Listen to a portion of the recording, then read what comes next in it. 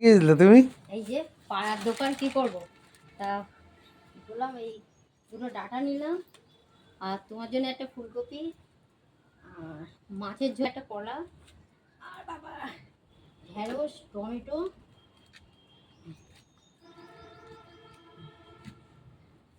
একটা কাপড় নিয়েছি, দুটো ডাটা আমি বাড়ি এসে যখন দেখতে পাইনি তখন বুঝতে পেরেছি ঠিক দোকানে গেছে।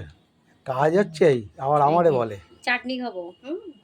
আর চাটনি খাবো না, তোমার জন্য নিয়েছি টমেটো ওই 30 টাকা কিলো, এই দুটো চাটনি আমের জন্যে, একটু ডাটা নিয়েছি, আর এটা কাঁকড়।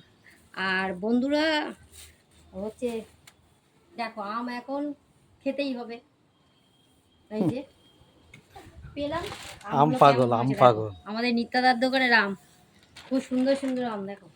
ও এখন আম ছাড়া আর কোনো গল্প নেই, সেই জন্যে রোদ্দুর লাগছে। কিলো দশেক নিয়ে আসতাম। Kilo 7 kilo 7 kilo 8 kilo.